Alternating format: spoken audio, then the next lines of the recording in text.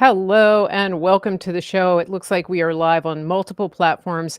I am Mary Grace, and I am here with you today with a great show that everybody loves. We are here for the 21st episode of Conspiracy of Truth, and today is the great freakout edition of Conspiracy of Truth. I like to come up with a theme for every show. And I have with me our good friend Dave Hayes, also known as Praying Medic. And as we begin this show, I will give the disclaimer that I always give, which is that we're having a conversation. I'm not doing an interview. And sometimes Dave's going to talk and sometimes I'm going to talk. And that's the way that we've always done this. And so if this is not your cup of tea, please don't tell me to shut up and let Dave talk because that's just not the way we do it. It's a back and forth conversation. So Dave, welcome. It looks like you're pushing some buttons here and retweeting. That reminds me, I'm going to send out another email to let people know that we're live. But I think we've got a few things to talk about today. Yeah, What sorry. I what just had to post this on Twitter per your recommendation. Thank you. Okay, I'm going to send out another email. And as you're coming in, everybody, let us know that you are watching on the live. I don't know if the Facebook actually went live. Let me just see. Let me see what I can find out here. If the interwebs are interwebbing. Yes, yes. There. Oh, wow. It's a mirror. It's like a Christmas miracle. Everything is working. So please give us a hello in the chat. Tell us you're here. As always, if you missed this, if you're coming back later and you're going, dang, I didn't get the notification, I suggest you go to marygracemedia.com and get on my mailing list. And then you will see when we're going live. You'll get actually a preview email of the lives when we do these types of interviews. And it's marygracemedia.com. You can scan the QR code right there and you can see when we are live. You will get that email and I won't spam you. Mostly it's just to let you know we're going live. And anything else, any other housekeeping, Dave? I want to ask you before we go any further, you do have another book coming out, but where are we in that process? It is. It's going to be a while. Okay. We're in the editing. We're in the editing phase. Okay. So my editor and I are going back and forth with the manuscript, cleaning Okay. up little issues. A couple of weeks, probably, hopefully by the end of, let's see, what is Mhm. December, hopefully. I mean, Okay. I'd like to have Okay. it published by the end of the year. Good. And I've got several other books in the works, Oh, including a new one, well, a new book hey, I started yesterday. Um, wait, are you doing a second part of the Shiloh of Shiloh? yes. Yeah. Yes. Oh, I Okay, have good. to. So with The Gates of Shiloh, Yes, this is a novel. This is your novel. this Just is for my people first who novel don't know. that has is one of the most highly rated books on Amazon. Of all the books on Amazon, go and look at the reviews. It is, people just love it. It's a good book. It's very It compelling. is my favoriteest book of all the ones that I've written. It's by far Yeah. my favorite book. I, you know, Yeah. I poured over that manuscript for what? Well, let's see. I think I started it in 2011. Finally published it in 2019. So I had that thing in my Wow. hands for 8 Wow. years. Yeah, And as it's a much as good I book. went over the manuscript, I still cry when I read it. It's just, The I Gates love of Shiloh. I know, I know. I couldn't put it down. I think I need to read it again. I don't have the link for that up here on the it. That's screen. okay. It's Um, that's all right. If you just go on Amazon or Barnes and Noble, type in yeah. Praying Medic, Gates of Shiloh, you'll find it. So the book that's coming out is going to be the prequel, not the Oh, sequel, okay. but the prequel. Mhm. So we go into the life of Miss Charity McBride, who Okay. is Shiloh's sidekick in the Gates Mhm. of Shiloh. We get to learn about Charity. Yep. Her, I don't know if we're going to learn about her childhood.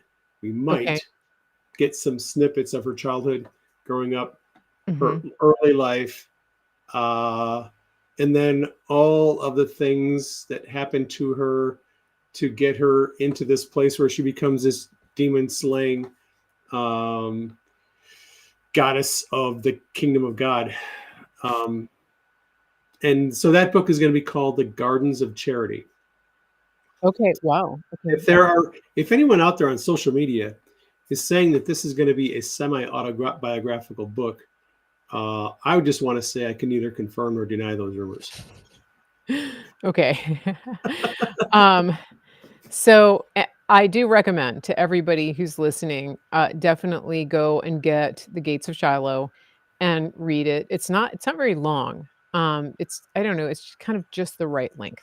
Uh, And a lot of people have read it in a single setting, yeah. just plowed through it and got it done. The fourth Q book is coming. Yes. Uh, Yeah, I was that's what we're hoping working we'd on. be able to put that out today, but Eh, no, Denise is working on okay. the cover Okay. for it, Maybe cover design. December? Hopefully, it'll be out in December. We hope Okay, because it should be out before the end of the year. we've Uh, launched your last 2 books on this show, right? well, when we're ready to launch, I'll give you a jingle. Maybe we'll do Okay.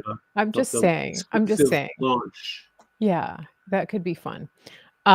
So yeah, everybody, I will put up a code here. So in case you're trying to figure out how to find him or if Amazon gives you any jackassery, we'll just put a link to one of your books here. Let I me have find a it. housekeeping announcement. Yes, yes. Okay, here's one of your books. Uh, there you go. Neither Mary nor I will ever randomly contact you on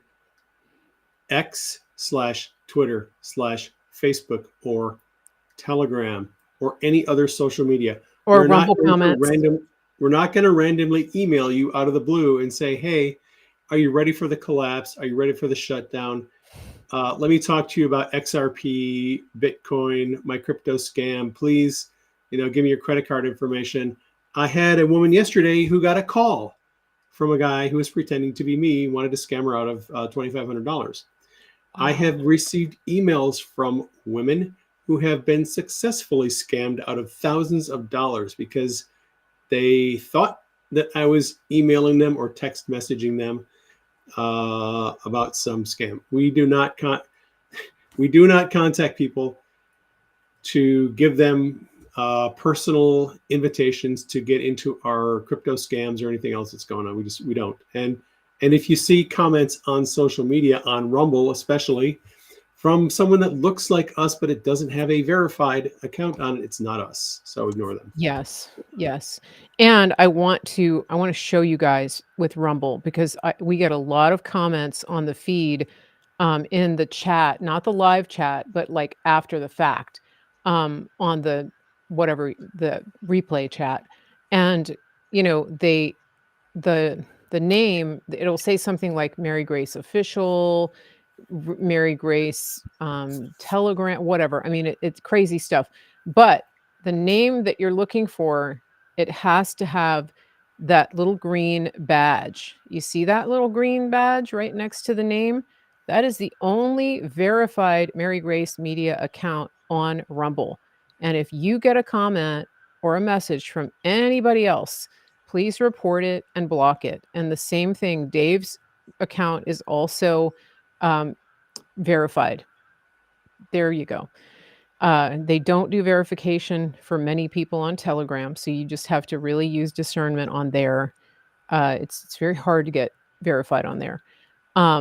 But we do want to make you guys aware of that, especially coming into the holidays and especially with everything that's going on in the world. I've been doing a lot of awareness for the situation down in North Carolina after the hurricane. And some of you have reached out to me to get me to help you find a good place to donate, and I've done that. But I am never going to email you or contact you directly to ask you to donate to anything. Um, I am just doing, I'm just handling some donations for some people that didn't want to do things digitally. But that's it. Other than that, I'm not actually managing any donation sites or promoting any specific donation sites, and I will only do something like that on a video like this, so you know it's me, okay? All right. So let's talk about, I don't know. There's so just not much. I mean, it's just been so slow. The It's news, another boring week of nothing another happening. boring week. I think let's address. Can we just address the elephant in the room, which is that Sure. people are freaking out. Just like it's like a big freak out about some of Trump's appointments. And before I go into the details of that, I want to point something out to you. Trump has to appoint thousands of people into appointment positions. And in the first administration, a lot of that was done by rhinos. It was sort of outsourced to people like the RNC and Reince Priebus and Chris Christie. And Trump was kind of taking their advice on some things. But the main point here is that there are thousands of positions that have to be filled. Most of those are not cabinet positions. A very tiny percentage of those are cabinet positions. A lot of them don't need to go through Senate confirmation, but there's a percentage that do. And right now, Trump is announcing most of those. That being said, some of them are like figurehead positions. Some of them are sort of like ambassador positions. It's like being an ambassador to a certain area. But keep that in mind. And as we always say, protect your mind, control your emotions. And I think when it comes to the one appointment that has people wringing their hands and clutching their pearls, that is super important to remember. Do you want to talk about that?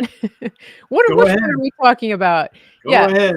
So Trump's appointment to the Surgeon General, Twitter and Facebook is exploding with people that are in a panic. This is not what we voted for. This is a big pharma shill. This is not who we are not. I mean, they're completely turning on Trump. Never mind that the guy took a bullet for you. Um, and maybe you should trust him just a little bit that he knows what he's doing. Maybe he has a reason for doing that. Maybe he's not expending political capital um, on a position that really, at the end of the day, is like a teeny tiny pebble in the entire landscape of what he has to accomplish. And I want to say that if he doesn't get what he needs in the justice realm, if he doesn't get the people that he needs in the GOP, in the DOJ, in the FBI, in these key intel positions, none of the rest of it matters because we don't have a country. So just perspective. Let's get some perspective. You want to add to that? Yeah, I will. I posted something on Telegram about a week and a half ago after the first couple of nominations came out. I think it was Marco Rubio for Secretary of State. And I said, you know what? I'm going to like take a break this time around, and I am not going to have a reaction to every person that Trump appoints. I'm not going to make predictions. I'm not going to lionize these people. I'm not going to make memes where they're like the most awesome superhero ever. I'm going to try to tone it down, keep my expectations, low, manage my expectations. Because if you don't manage your expectations, you end up disappointed and angry. And so that's my take on this whole the whole presidential appointments thing. Having said that, yeah, like you said, he has to appoint thousands of people. There's 4 or 5, maybe 6,000 positions that have to be appointed. Trump and his team have been working for about a year on all of these presidential appointments. There's lots of positions that have to be appointed to people that you have no idea what these people do. Yeah. I have a friend who works in DC. He works on the Trump transition team. They have been training people. They've been vetting candidates. Yep. They've been selecting them, people that are vetted and chosen. They go through training. They've been doing this for almost a year, like I said. Trump is going to have a well-staffed well-prepared, well-trained group Yeah. of people that he's going to work with when he hits the inauguration on January 20th Yeah. next year. Now, Yep. so some of the appointments, Surgeon General, for example, Mhm. Denise made this observation. When people were saying that Ben Carson might be nominated as Surgeon General, there were some people out there who said, oh, that's kind of beneath him. It's not really an important position. It's kind of a Right. figurehead. They don't really do anything. They don't make policy. They're just, kind of a figurehead. And then he doesn't appoint Ben Carson. He appoints somebody else, and people start losing their minds like it's the end of the world. Yeah. This is the most important position in the cabinet. I have news for you. If you're concerned about vaccines and healthcare, remember who Trump appointed to be Secretary of Health and Human Services. That would be RFK Jr. And also start looking into who is going to be running National Institutes of Health and NIAID, because Kennedy is picking people who are Right. vaccine hawks, I'll Right. just put it that way, Right. to Right. run those agencies and institutions.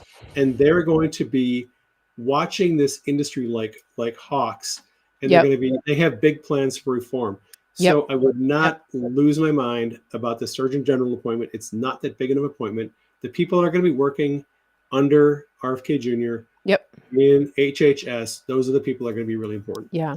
And that person answers to HHS. They're under HHS. They answer to Kennedy and to whoever his deputy is going to be. And another thing about that is, I think if you're at, I don't know where everybody is in this process of waking up and understanding the political arena. But, Trump is, I said in the beginning, Trump is not going to waste political capital trying appointing somebody that in the end is a largely inconsequential role.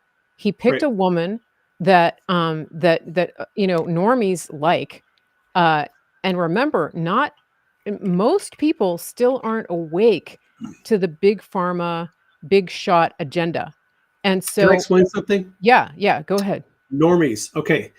So the first round of appointments that Trump had, the people in the mainstream media and some politicians were losing their minds because of nominations like Pete Hegseth as Secretary of Defense. Who Pete is MAGA, America First to the core, and he people were apoplectic over that appointment. And then Yeah, RFK at HHS, and then Tulsi Gabbard at ODNI. And the media and the politicians, their heads are ready to blow up because Trump is appointing all these reformers who everyone understands they're going to come in and they're going to do serious reform if their nominations are approved. Now, you talked about political capital. yeah. If Trump were to take some fire-breathing MAGA America First anti-vaxxer and put them in as Surgeon General, Right, it would just be another person who would infuriate the right. normies in the mainstream media. That's what If I'm saying. Yeah, Right. So what you're saying is this is a position that doesn't have a lot of clout, doesn't have a yeah. lot of authority. Maybe it's time to put somebody in that position who normies in the mainstream media could kind of accept and be okay Yep, with. Saying, yep. okay, Trump's not burning the whole government to the ground. At Mhm. least we have one or two people here that are on Yeah, our side. yeah, That's probably what's going on with that yeah. position. I And I mean, I wouldn't, he's throwing them a bone, right? he's throwing And him a bone, he's basically. Yeah. he's Yeah. pacifying those middle of the road people, because remember, there are people who sort of voted, against the alternative. They didn't vote they didn't embrace Trump, and many of them are conservatives, many of them are independents. They Yep. were choosing what they consider the lesser of 2 evils. So he can't go, like, full hardcore MAGA right out of the gate, especially because he's gotta stay alive to get inaugurated.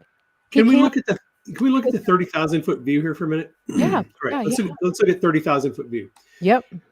Back before COVID, so pre-2020, we're talking 2019 and 2018.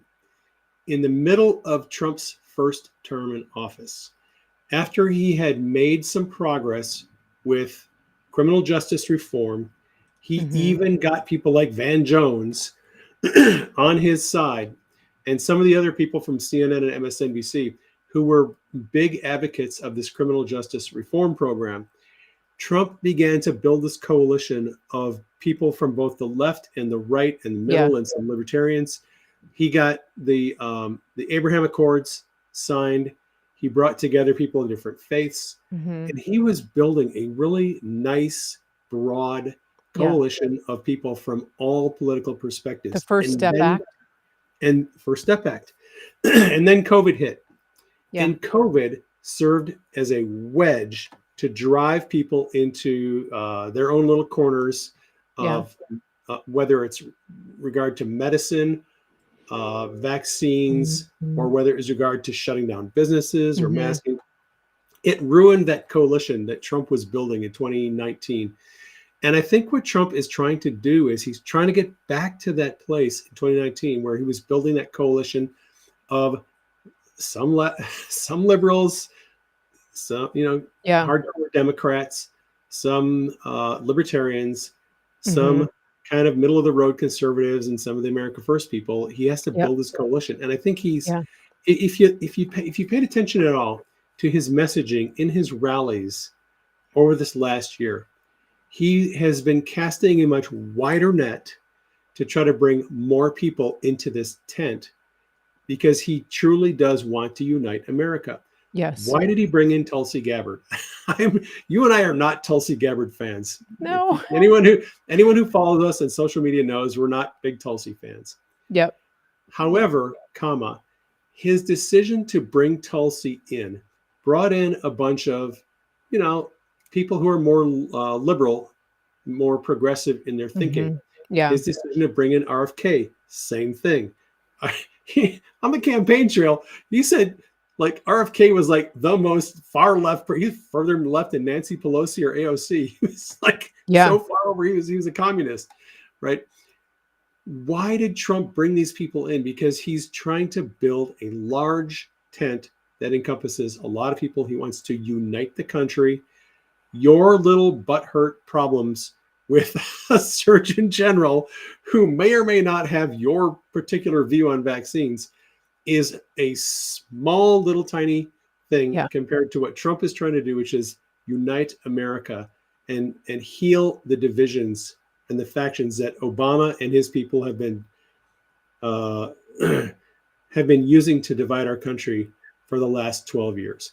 He is going to do everything he can to try to unite this country Yeah. into a cohesive group of people that are going to work together to make America great again.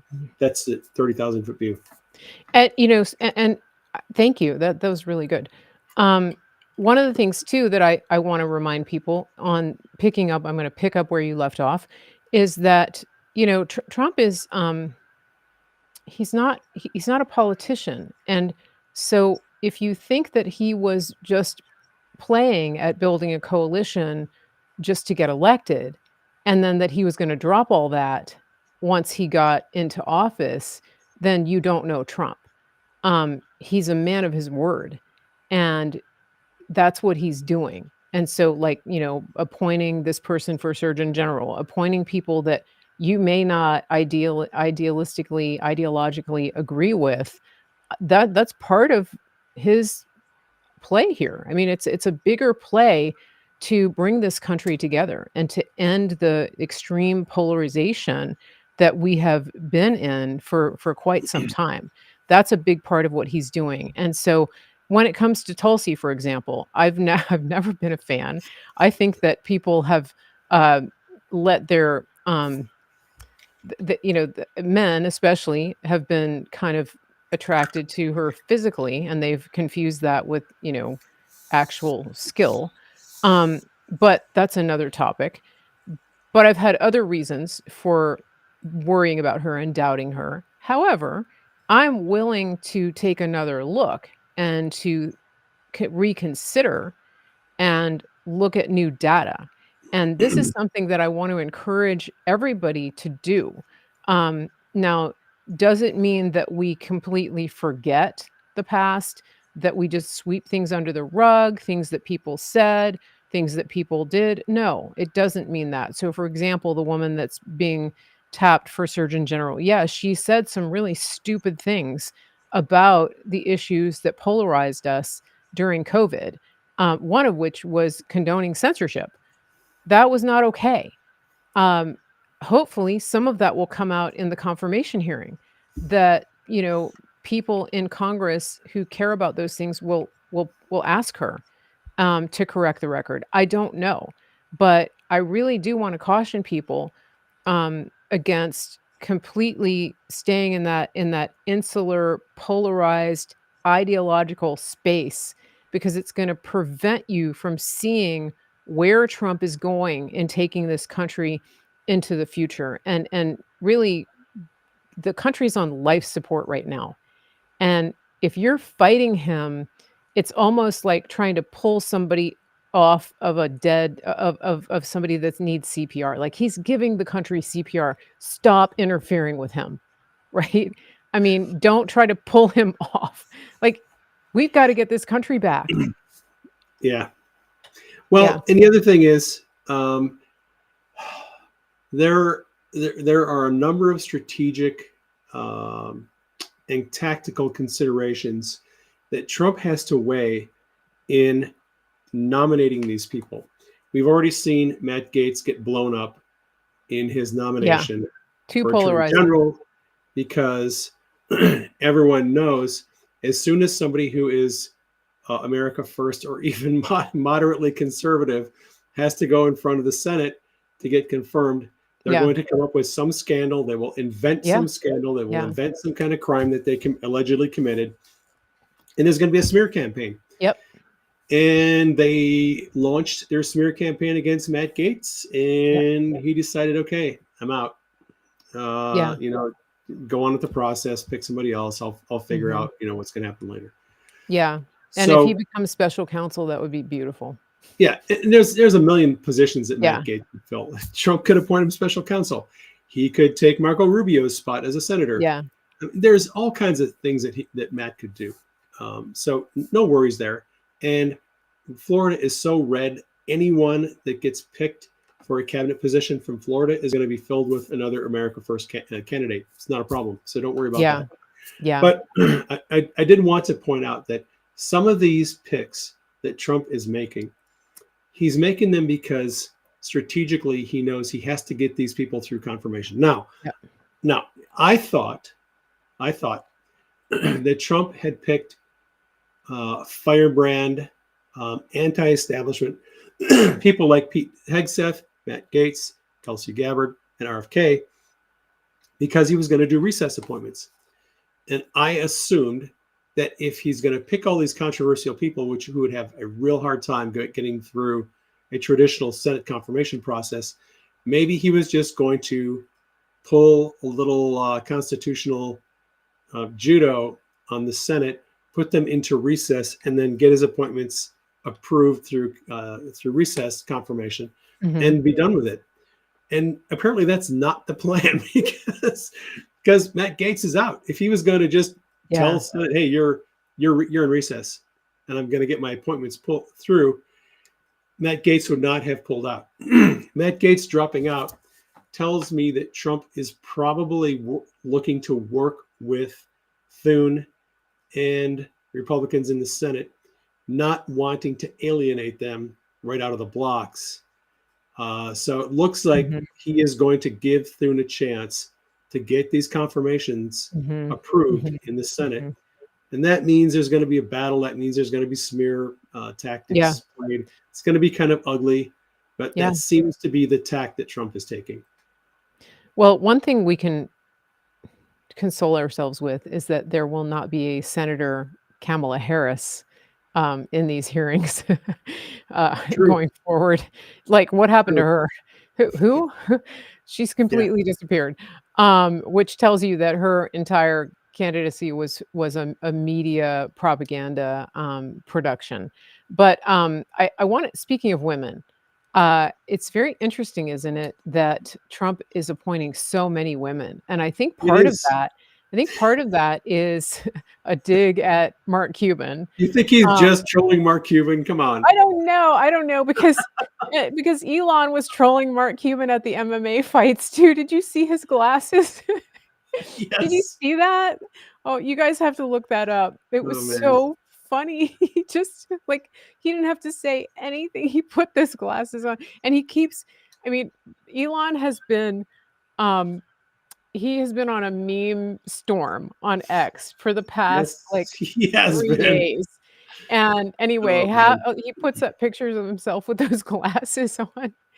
So, it's just really funny. So, I don't know if he's just trolling I don't know if Trump is trolling Mark Cuban with all these women or if it's coincidental, but I think part of it is strategic because, one of the things that it's harder to besmirch a woman's character without coming across as being utterly and totally misogynistic. Even if you're even the left gets that. And so they're not likely to dig up a sex scandal on Pam Bondi, for example, or on Tulsi Gabbard. I mean, if they were Right. going to, they would have already done it. But so I think that's another reason he's taking advantage of their propensity to defer to women and to be virtue signalers, right? Yeah. He's playing their own game against them, I think. I mean, the only difference is these are real women. These are actual women that he's appointing, not Right. Right. I people don't that think we have any are trans they're women pretending to be appointed women. yet. Yeah, Yeah, right. Rachel Levine is not has not been nominated yet. So we. Yeah, Um, and yeah, Rachel Maddow, there none of them. Um, so he's appointing actual women. yep. That's the difference. So they might cry foul about that, but let them. They're gonna complain about something. I mean, They you are going know to complain about something. yeah, yeah, so, I mean, but he's giving them a lot less ammunition So, with did you want women. to segue into the Elon meme or not? Let's A little talk bit about on the Elon. subject. Where I mean, which one do we wanna start with? The Rachel Maddow one? Hold on, let me see Sure. if I can get this up on a screen share. Let me see. Because you shared this. This is a new feature with our streaming software, but I can get it, um, I think I can do this. Hold on a second. Uh, maybe, maybe, maybe. All right, let's see if I can do it. Everybody just hang on. If things go south, we'll be back. Hang on, Um, she's going to try something. I'm trying something. Just wait, I'm gonna try. It worked last time. Um, it's like, maybe I should fly the plane over here. Okay. I'm gonna try this, opening this Twitter window. Let's see if this works. Oh, look at that. Okay, do we have volume? Okay, hold on. This is Rachel Maddow. Rachel Maddow is triggered by Elon. And she's crying.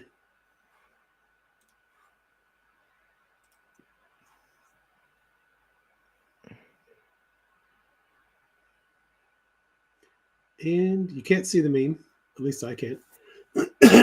There it is.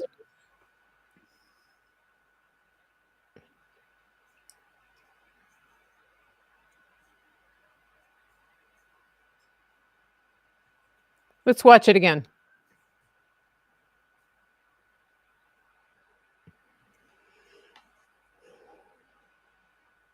Is she legit crying? Well, when I posted that video clip, there was a bunch of people in there saying that she's an actress. That's why she makes $25 million a year, and it's fake crying and it's all acting, which it could be. I can't imagine that kind of meme would legitimately make her break down and cry.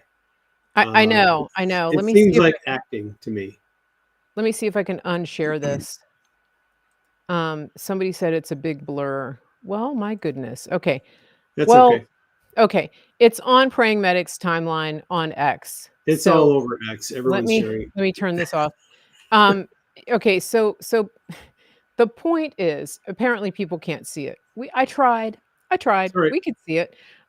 So that was a little experiment, but it was This Rachel was Maddow. this was Elon reacting to a suggestion by Don Jr. that Elon should consider buying MSNBC because Comcast is spinning off Yeah. their media markets and MSNBC is up for sale. And so Elon was like, "Well, how much are they asking for it?" and then Elon starts posting these memes trolling Rachel Maddow and other people about, "Hey, what, maybe I'll be your boss one of these days, and maybe you'll be working for me, and then we'll have a lot of fun." And then Joe Rogan said, "Please, please let me have Rachel Maddow's spot." And so then they posted a picture of Joe Rogan with like Rachel Maddow's face and her hair, which basically is like a little bit more hair than Joe Rogan has, and the glasses. Maybe you just had to be there, but if you're not on X and if you're not watching, um, Elon, The meme wars are quite entertaining right now. it is really funny. And let's talk about the memeing. Let's talk about we will meme you until you cry, and And then we then will. we will meme you crying. Yeah, so this is why Dave and I are laughing so much because this is just perfect. It's the perfect culmination of almost 10 years of doing this and being banned and being shadow banned and being suspended for our memes and all of these things, and to have Elon be the one who owns the platform that was banning us. This is poetic justice. It is poetic justice to have Elon memeing the people and trolling the people who wanted us disappeared and who were Right. effective at getting us disappeared. That is what's so Did, beautiful about this. did you see the Pepe Q News meme that Elon dropped? Um, no, I didn't. He Hold on a dropped that second. about a week ago. Oh, I And think I did. Yeah. all the anons are like, "Oh my god, here's Elon." It's a Q News thing, and I think it might have had like a nuclear bomb blast or something, and it was Pepe announcing the QNN news network.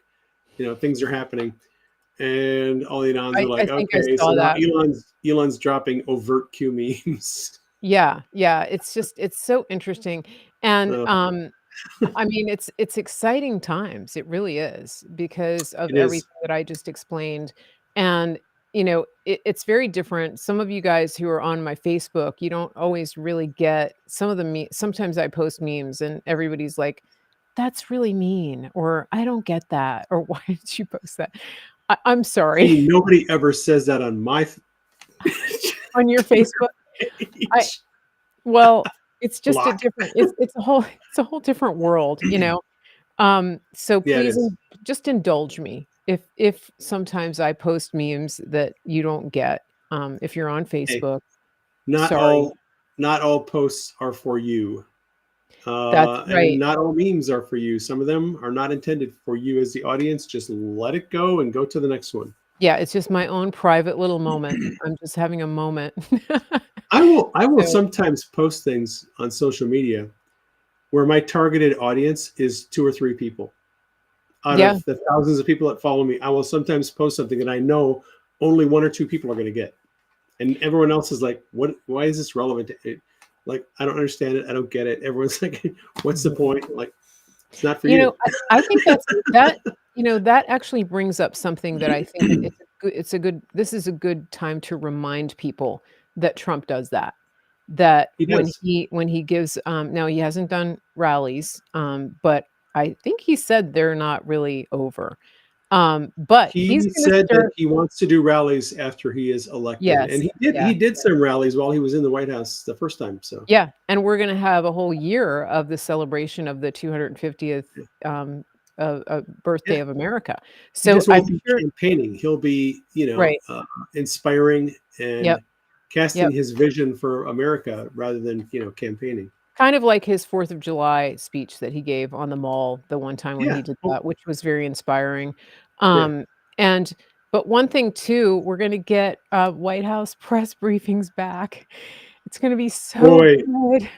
that has a potential to be lit if I they know. reform the White House press Yeah. pool. Boy, that could be something massive. Yeah, he's talking about extending press credentials to people like me and Dave, to Yeah. podcasters, to content creators, and that is it's very interesting. And in fact, uh, I I don't know the status of this, but Chanel Rion from One American News, she started a n- a new press corps that is Yep. completely independent of the White House, the current White House press corps, and I have a feeling maybe the other group is going to be edged out. I don't know, but Well, you did you watch her video, that 10-minute video where she explained how the White House Correspondents Group kind of like they're basically squatting in the White House press briefing room, yeah, and they yeah, claim to have sovereignty and control over that, and they actually don't. There's no constitutional, there's no legal, there's mhm, no mhm. legislative mandate for any of that. They just decided to move in and take over. And her story is Trump could just kick them all out and put in there whoever he Yeah. wants. Yeah, and the Um, backstory of Chanel is very interesting too, because when she came in as the chief White House correspondent, for One American News, she was pretty much shunned, yep. and to the point where she wasn't even given a seat, literally not given a seat at the It was a table, lot worse than that. They and were overtly hostile to her. yes, they were hostile to her, and I mean, I also know that, I talked to her about it, off the record, and there were some things that were happening, outside of the briefing room, again, where they were extremely hostile to her, and one thing I'll give you a backstory about this, is that the White House briefing room is very small, but also the press pool area is very small. People have, like, cubicles. I mean, it's like, being in college and having literally just having a cubicle to do your work as a reporter. And then outside on the lawn where the president goes to Marine One, the major outlets have basically tents out there. And her outlet, One American News, was so badly shunned that they literally had to, like, fight to get the rights to put up a tent with a little heater in it so that, she and her crew wouldn't have to stand out there in all the weather. But the other thing that happened in the briefing room was that they were so nasty to her. She didn't have a chair. And then she did have Kayleigh McEnany, who was sympathetic to her. And so somehow they arranged to have a little chair, like, in the back of the room next to the cameras, next to the camera operators, and it was so obviously obvious and so blatant. She was usually standing up, so when Trump called on her, all the cameras had to pan to the back to where you could see Chanel. But somebody started a, Twitter account called Chanel Rion's Chair. It was Did you guys ever see that? I think I No, I haven't seen haven't. it lately, I, but it was so obvious that that there was a separate account for the chair. Um, uh, and this is just to show you, if you think that there's any sense of equality or, deference within, with the mainstream media toward, these independent outlets like One America News, Real America's Voice, any of those, I mean, they hate people like Chanel. They hate them. And so it's going to be interesting to follow this, to see what happens, with this new, White House Correspondents Group, and to see if the squatters get kicked out. It could be lit, you know. But and the thing is, I don't think Trump wants them gone, because he feeds off of that, and he has done such a masterful job of of castrating them and opening our eyes. I mean, I think the public trust of the mainstream media is now, I think, 14%. And so I don't think he wants them gone, because I think he still wants to make an example of them. I think he enjoys kind of toying with them, right? And I think he sparring. does. I think he You enjoys know, sparring with it's like when how my many cat catches a mouse. how many times has Joe Biden stopped on his way to Marine One and taken questions from the press pool there on the grass on his way out there. Hold the impromptu press conference on the way to Marine One in the 4 years that he's been in the White House. I have seen video of him answering one or two questions in kind of a demented, half delirious, what are you talking about kind of thing, but never taking more than one question, right? Trump will literally stand out there with Marine One and the rotors whirling in the background, and he'll take 7, 8, 9, 10 questions I on the know. press conference out there. I know. I And I know. think he actually enjoyed doing that, Yeah. especially if it gave him a chance to knock Jim Yeah. Acosta down a couple of notches and be clowning him one more time just before he gets on Yeah. Marine One to leave. I do think that Trump takes a little bit of pleasure in exposing the foolishness and dishonesty Yeah. of the press. He is a fan of the fights, so let's not forget Yeah, that. he's a Um, fighter. yeah, and he does, the other thing that I've seen him do is, he'll also take the opportunity to teach some of these younger, journalists. Um, he's like a grandpa in that respect. He'll Yep, stop he and is. he'll say, "Well, if you really wanted to do your job, well, you would do this, you would ask me this, or you would do it this way." And so I like those moments. I mean, bottom line, his press briefings are so good. And if anybody, if you're just coming to MAGA, if you voted for Trump, if you're one of those people who's still not sure, if you're on the fence, I recommend that you go to C-SPAN and look at Trump's press briefings, especially from the COVID era when he was doing his roundtable discussions. That will give you insight into Trump, the man, the leader, the businessman. There's so much to gather and garner from those conversations that he was having. It's especially if you are still not convinced that he's a real person with a soul. That you still think, oh, but if he wouldn't do mean tweets, everything would be better. Go to C-SPAN and look up those roundtables that he did. They're pretty fascinating, and it gives you a look into him and his character and his leadership that you really don't see in these bigger, more combative type of encounters. Can I make an observation real quick? Please. All right. This is something that just came out last week. There was a news report that contained emails from the CDC, people back and forth, where it became obvious that the CDC planned during COVID to set up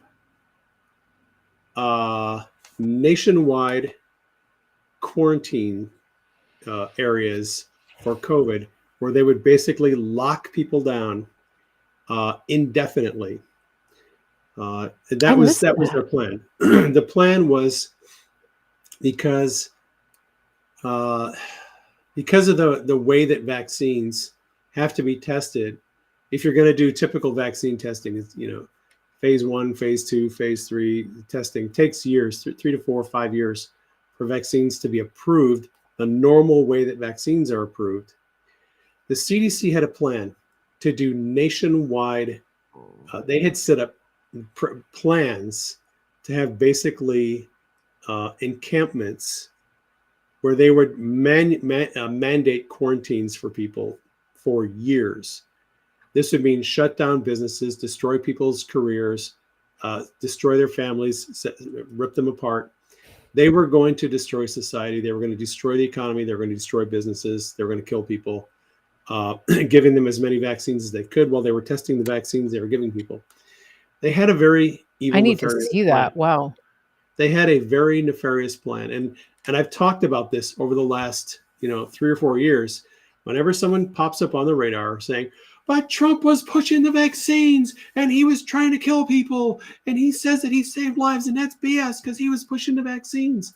Well, what I've said from the beginning was Trump understood what they were planning to do, Yeah. which was to totally destroy the economy, destroy industry, destroy people's lives, quarantine people Mhm. permanently, uh, jack everyone up with vaccines forcibly if necessary. Yeah. Sort of what was happening in Australia and New Zealand, only on steroids. Mhm. They were going to do this. They had a long, Wow. long-term plan to permanently bring this into our society and come up with one pandemic after another, where they would have never-ending pandemics, never-ending lockdowns and quarantines and Mhm. vaccinations, and they would have killed hundreds of millions of people if they had been able to do that. Trump stopped it by launching Operation Warp Speed. This is the thing that a lot of people cannot understand. Right. They're like, but he did Operation Warp Speed, and that just made more vaccines and it killed more people. Yeah. No, it didn't. No, it didn't. He gave he gave them until November of 2020 to develop the vaccines and get them out there and put them out into public use. And if Mhm. that was it, that was his timeline. You have until November of 2020. Get it done. And Yeah. by doing that, he put an end date on the ability of the healthcare industry, big pharma, Yeah. to continue this ruse. And what what we're finding out, and this is what I said years ago. You can go back and watch the videos. I said that I think that what Trump's plan was was to force vaccine manufacturers to put out their vaccines under emergency use authorization Mhm. without going through phase 1, phase 2, phase 3 Yeah. clinical testing. And what that would do, they would have to use emergency use authorization, which they did. And Trump made it optional. He did not mandate vaccines for Right. anybody, and he did not mandate lockdowns for Yep. anybody. He made it optional. And by forcing the vaccine manufacturers to bypass phase 1, 2, 3 clinical testing, they had to manipulate the data, and they had to hide relevant data from the public. They committed fraud. They committed fraud, Yeah. and when you commit fraud in the process of rolling out a vaccine, that removes your legal immunity. So anyone who is injured during the COVID hoax will be able to sue Pfizer or Moderna or whoever they took the vaccine from, because those companies committed fraud, and that removes their liability under emergency use authorization. So Trump Amazing. short-circuited the ability for this scam to go on for decades. He limited the availability of vaccines by forcing them to get these vaccines out by November. He made it Mhm. optional. He put in place Amazing. a plan that would eventually remove the legal liability from the vaccine manufacturers. By the way, I just want to say this: the president never has the ability to decide whether a vaccine is going to be Yeah. produced or not. It is physicians at the NIAID and the National Institutes of Health. Uh, Yeah. they're the ones who decide whether there's a pandemic. They're the ones who decide that vaccines are going to be made available to the public. The Yep. president does not make those decisions. The Yeah. only thing Trump could do was to try to come up with a plan to short circuit the damage that was going to be done by this scamdemic, and the vaccines that were going to be produced, whether he wanted them to Mhm. or not. Trump Yeah. did not have the ability to tell them you can't make vaccines and Yep. make them Yep. available. If Trump would have told uh, the medical industry, you're not going to make vaccines and you're not going to make them available to people, he would have been removed from office. Yeah. You can't do that as a president. All Yeah. he was able to do was come up with a plan to expose the corruption, take away their liability, and limit the damage. Thank you And for explaining that. It's so important that people understand that, you know? yeah, I mean, if you just look objectively at Yeah. what Trump was trying to do, Yeah. you'll see that he's not this vaccine pusher that people think he is. Mhm. He sincerely, honestly believes, but that by doing what he did, he Mhm. prevented hundreds of millions of people from dying. Yeah. Yeah. And he's probably right. Yeah. I and, you know, I still think that there was something else, some other threat in addition to it, because he put up all those military hospitals all over the country in places where that weren't even hard hit. And so we don't know. And I always I had this feeling with the lockdowns that the reason that he agreed to them was to protect us from whatever that threat was. That I don't think it was the virus. It was something else that he wanted people to be safely in their homes and not congregating in large groups, especially. Um, I don't know. I mean, if I had an audience with him, that would be one of the things I would ask, like, what was really going on? Please tell us. Um, that may just have to wait till I get to heaven and ask the Lord, "Can you just tell me what was going on with Trump in that situation?" I would really like to know. But, also for people who think that Fauci and his ilk, uh, fooled Trump, that, they bamboozled him, that they manipulated him. I just wanna show you a picture because this is pretty much the standard of how Trump was looking at Fauci the whole time. Okay, look at Trump's face. Like, he's he knows that this guy is, like, full of shizzle. I mean, he's giving him the side eye all the time. And if you are familiar with Trump, you know that look. You know what he's thinking, and it's not charitable. He does not like Fauci. He doesn't buy what Fauci is selling. And there's multiple photos like that from the coronavirus briefings. You know that Trump knows what's going on. But again, if Trump had come out and shut Fauci down, shut down the vaccine schedule, all of that. I mean, there's a mandate in the public health sector to create a vaccine, which is what Dave explained. They did it under Obama for H1N1, and that's why Trump kept referring to that, because that's what was going on. It wasn't his idea. He never sat down and said, "I know, we'll come up with a vaccine, and that'll just make everybody happy." Yeah, But there Trump. are people who push that narrative. I know Trump as a non-physician was in a lose-lose situation. Yeah. Not being a doctor, not being a virologist, not being an epidemiologist, Yeah. he was in a position where he was not in authority, and his opinion carried no expertise and no weight. He had to rely on the opinions of other people and then try to mitigate the damage that they were going to do. And a lot of Yeah. people just don't appreciate how little control he had over that Mhm. process. Mhm. And So, let's anyways, not forget that they were also, basically trying to kill him and impeach him and, prevent him from yeah, getting elected and steal an election, and it was an election year. So, and he ran the entire 4 years with even his own party sabotaging him. I think people forget that, especially again, there's a lot of people who came over from the Kennedy camp or independents and things like that. So I get that people haven't followed him that closely, and maybe you didn't even like him, and maybe still don't.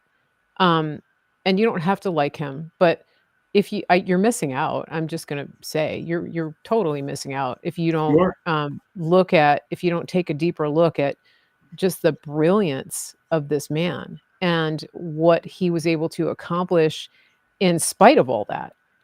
It's amazing. It's truly amazing. And in any other era, he would have gotten the Nobel Peace Prize for the Abraham Accords. He would have all kinds of awards and statues and commemorations to him. Same with Melania Trump. I don't think there was one major magazine that interviewed her. She was not on any magazine cover, and even with Trump's inauguration, he wasn't on magazine covers. I mean, they tried to memory hole him because they literally wanted him dead, and they still do. It's horrible, Yeah, yeah, it is. and I wanna reclaim my time from what they did to him over those Yeah, 4 years. the way that the press treated Melania, holy cats. I mean, if Yeah. she was married to anybody else as president, she would have been on the cover of every magazine Yep. every other week. They would have making a big deal about her. Oh, yeah. But Yeah. because she was married to Trump, well, we have to cast her as the villain, or just Mhm. ignore her altogether. It's just Right. it's ridiculous how they Or treat her. vilify her, make fun of her. Like, Right.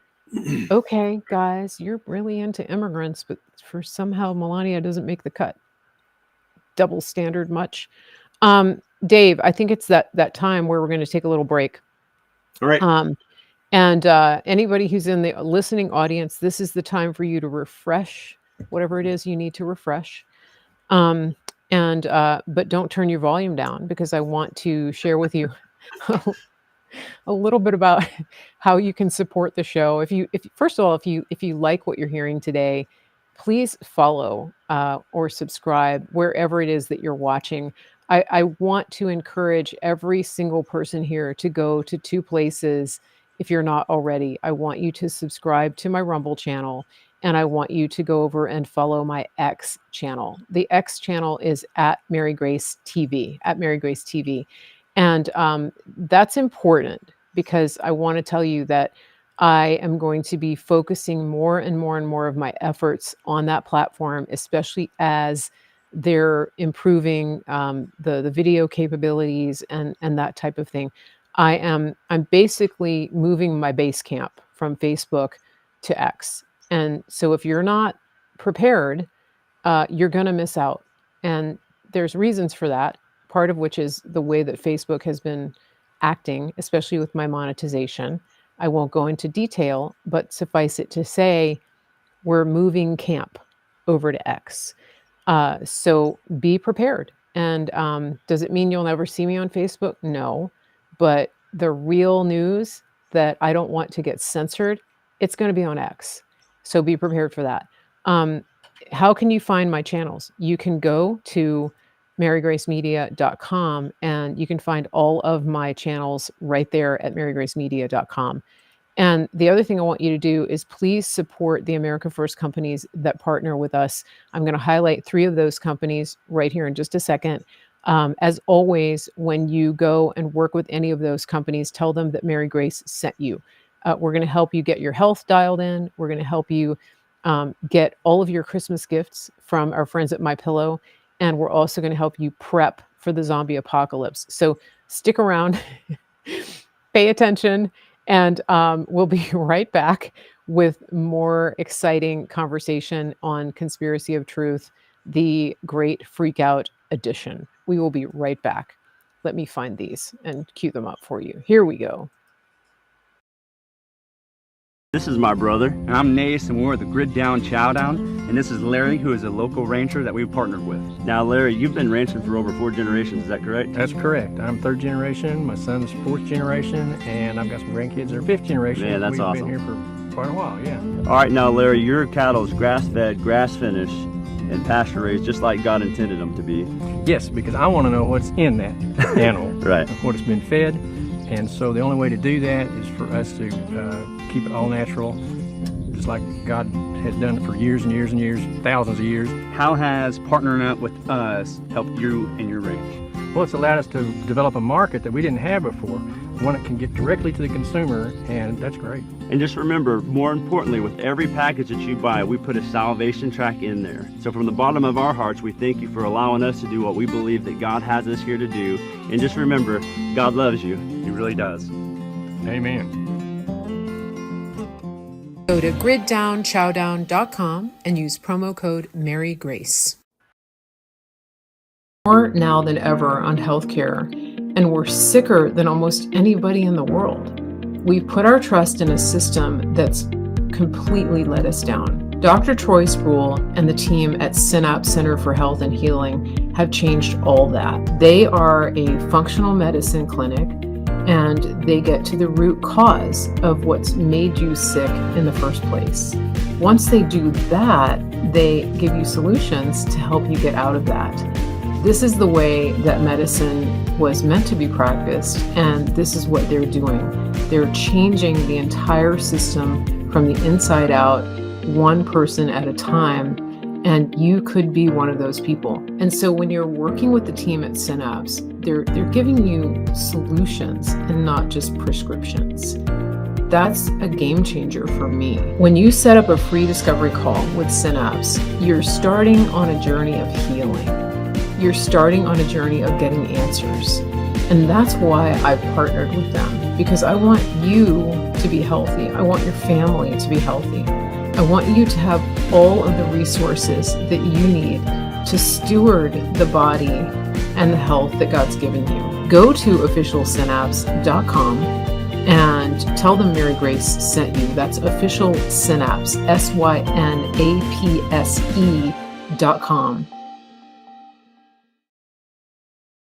Our Christmas extravaganza is finally here. Get this season's flannel sheets for as low as $59.98. They won't last long, so get them while you can. Our famous My Slippers, they haven't been on sale for over a year. Regularly $119.98, now only $59.98.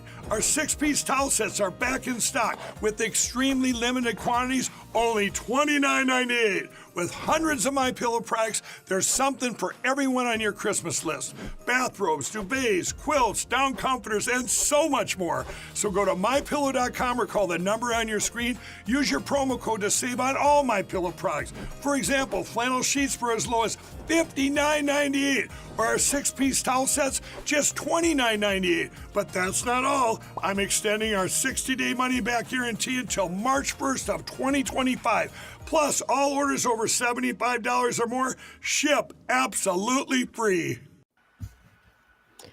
And we're back. If you want to find any of those businesses that we featured in the commercials, you can go directly to my website, marygracemedia.com, click on the shopping tab, and it'll take you right there, plus a whole lot more. You can do all of your Christmas shopping at the Mary Grace Media Sky Mall. It's right there on my website. And we're back with our friend Dave, Praying Medic, and we're talking a lot today about the transition to the new President Trump administration, to the 47th U.S. president. And we're so, how many days? Is it 50? How many? 56 days? Something like that. Yeah, and those I'm of going you to feel a who, lot better on January 21st if Trump and his people are in the White House doing stuff, because I have concerns that they're going to try to prevent that from happening. Yep, you and General Flynn too. And everybody does. And I'll tell you, even on election night, I didn't go to bed. I was waiting for him to bring it home.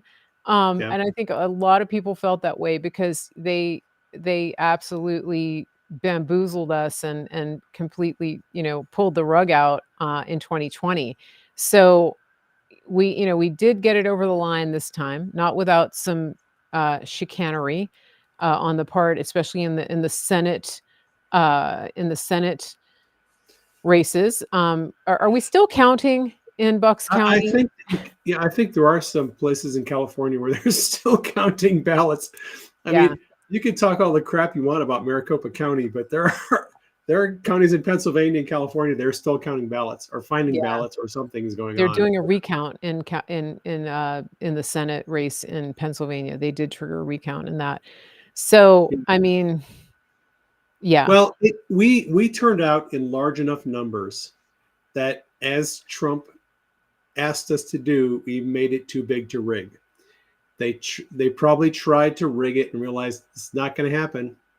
There's just too dang many votes for them to overcome it, where they could rig it in a way that would be believable to the average person. Mm-hmm. And the risk that they would run is, if they tried to steal the election for Kamala, it would not be believable by most people. Mm-hmm. And they would never be able to steal another election, because everyone would know, that was obvious that time that you stole the election.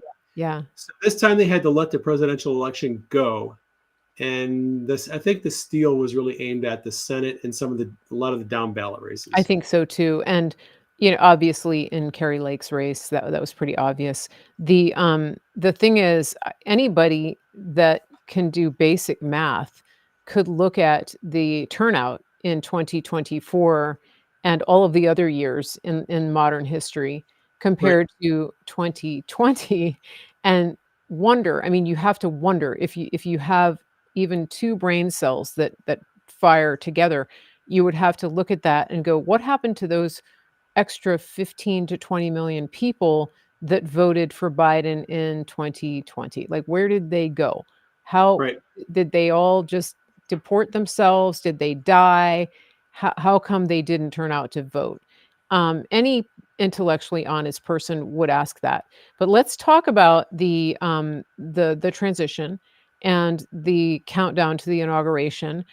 There's a number of things that they're doing to try to sabotage this, if not prevent it, um, including but not limited to providing Ukraine with American missiles that they're launching into Russia. Uh, And British missiles and British, and starting basically and wanting to French start World War missiles. III. Yeah. So UK, France, and the US are now all allowing their long range missiles to be used by Ukraine to hit targets in Russia, which Vladimir Putin said that is a red line. And you are moving us toward World War III, a nuclear exchange. We had that big missile launch by Russia last week. There was a lot of debate about whether it was an intercontinental ballistic missile or just a medium range ballistic missile. Not that it really matters. It's just a question of, is the theoretical range on that missile 6,000 kilometers or 4,000 kilometers? Other than that, it's the same thing. It's a big Yeah. freaking missile with with multiple independent warheads that can be independently targeted. Typically, those missiles are armed with nuclear warheads. They can be armed with conventional warheads or dummy warheads. Wow. That missile being launched was a signal to the West: you'd better back off, or you're going to regret what happens next. And so they keep on pushing this thing further and further and further, and they're poking the bear. And I'm very concerned. Literally poking the bear. Literally poking the bear. Do you think I mean, Trump said that he would stop this on day one. Now, it's Right. not in the interest of the military-industrial complex for him to stop it. It's also not in the interest of the saboteurs who want him to fail. I Right. think they wanna hand over the reins, with an active war, I don't basically. think they want to hand over the reins. Well, if they're forced to. Let me just Right. say that, if they're gonna actually hand over Yeah, the reins. if they're forced to hand over the reins, they want to give him the worst possible chessboard Right. imaginable, where Yeah. he's basically in check, and they say, "Hey, guess what? It's your turn. Here's a chessboard. Have fun." Mhm. Um, I think Wow. that they're still scheming a way to prevent Trump from getting into office. I have no idea how they would plan on doing it other than assassination. But barring that, I think I've been saying this for a long time. I think we are living out the script from the film Some of All Fears. And Okay, expand, please. right. So Some of All Fears is a Tom Clancy kind of a Cold War thriller novel, which was turned into a movie. Mhm. And the basic plot summary of Some of All Fears is there's a group of fascists who hatch a scheme to take over the world. And their scheme to take over the world involves getting the United States and Russia involved in a nuclear war, having a nuclear exchange, and then after World War III happens, they come in and propose getting rid of all international borders so we don't have nuclear wars anymore. And in fact, we wouldn't have wars at all. We'll just have one big global community with no international borders. And that was sort of the scheme of the fascists, to get Russia and US in a nuclear war, and then bring in their fascist superstate on the other side of the nuclear war. I think that the globalists like George Soros, Alex Soros, the Rothschilds, those people are literally moving us toward that end game. That's what they want. They want to provoke a war between Russia and the US, nuclear war, and then they can say, hey, you know, we warned you about this, and now we have, you know, all of this, you know, billions of people dead. It's going to take forever to rebuild everything. Let's just get rid of international boundaries and have our big global community Right. under the control of the Rothschilds, the Soros people, whoever else is at the top of the food chain. Hmm. And I think that they're literally trying to move us into that scenario. And I've been and here's the thing: if you've been following Trump, you know that he's playing the song Nessun Dorma Yeah. at the end of his rallies. Not all of them, but quite a few of them. And he actually had Chris Macchio come out and sing Nessun Hmm. Dorma live several times near the Yep. end of the campaign. And so people are thinking, oh, I get it. Nessun Dorma is the song that's playing at the very end of the film when the Russian president and the American president are having their enemies killed. Okay, oh, that's what's going on. It's revenge. Trump is going to get revenge on his enemies. Mm. Well, some people are kind of missing the plot, literally missing the plot. Okay. I don't think that Trump is playing Nessun Dorma just because he's going to get revenge on his enemies. I think that's true. I think he's also signaling to us he knows they're trying to move us toward nuclear war. He Hmm. has been warning at every rally for the last 8 months. We are closer to the having World War III, nuclear war, than we've ever been at any time. And I don't think that was just campaign hyperbole. Yeah. I think he understands very well what their plan is. And Yeah. I pray, Denise and I pray every single day that the plans for war will be Yeah. abolished and ruined and come to nothing, and that God's plans for peace will be established. I think that is the biggest threat, and the biggest thing we need to be praying about every day is that God's plans for peace will be established and that nuclear Yes. war will not happen. Yeah. Amen. Amen. It's very interesting because, Trump knows. I mean, he always knows what they're doing. Sure he knows. But I He's think always that, had good intelligence. yeah, I think that one of the things that people that I think is a fallacy of the of some people who've embraced the Q movement is that they really push this narrative that it's all a movie and that Yeah. Trump is totally in control of what's happening. And we've talked about this before. You've explained it. First of all, it's just logistically impossible. I mean, even if like if you've ever run a high school play, you know how hard it is just to get everybody to memorize their lines, um, and to show up for rehearsal. So, you know, the idea that everybody is an actor, a character actor, and that people are in costume, and I mean, there's these crazy wackadoodle things going around where people really think that everybody's playing a role and Yeah. that everybody's a singer and that I it's all think under control. I think a lot of that needs to be questioned a lot harder by a lot of our friends, Mhm. given that Mike Pompeo, Mike Pence, uh, the list goes on. Sessions, Barr, Chris Wray, all of those people who were said to be playing a role, secretly working with Trump. They're just acting like they're some kind of a character. Mhm. They're going to be redeemed, and they're going to come back in the second Trump administration, and they're going to make everything okay. All of those people, including General Nakasone, who is head of Cyber Command, NSA.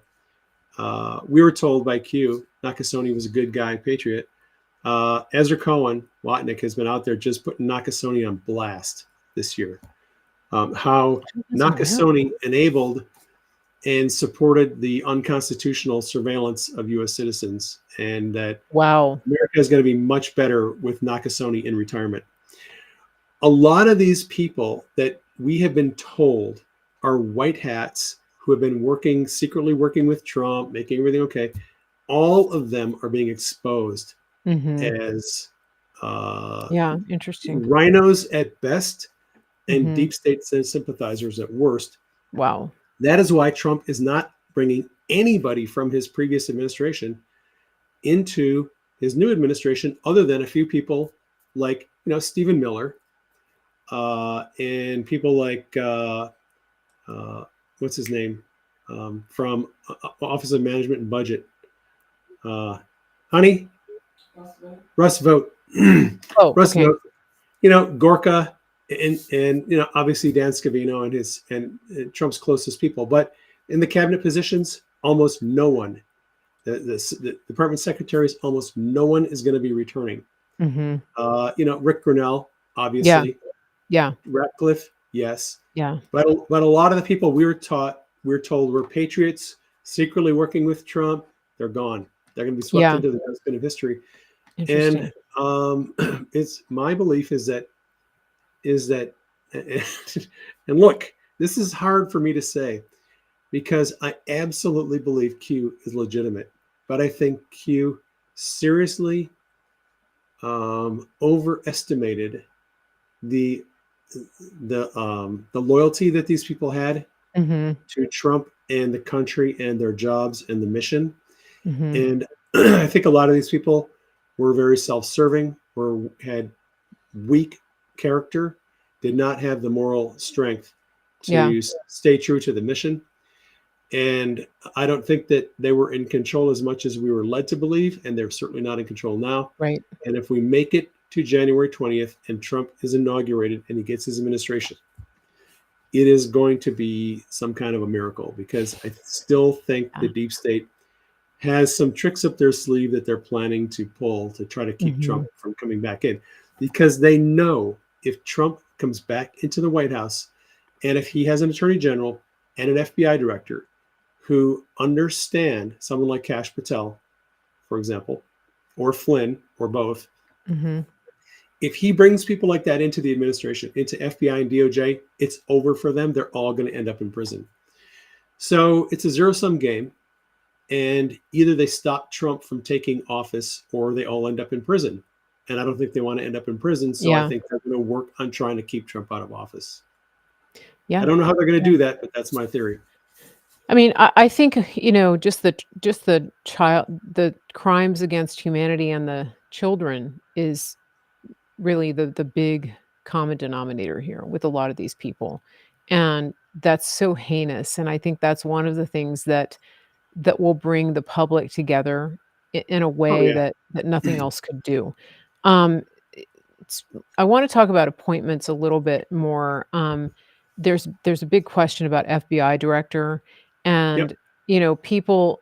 I think there's some misunderstanding about how that's handled. Can you talk about that a little bit? Yeah. I have been talking for some time about my thoughts on FBI director and attorney general.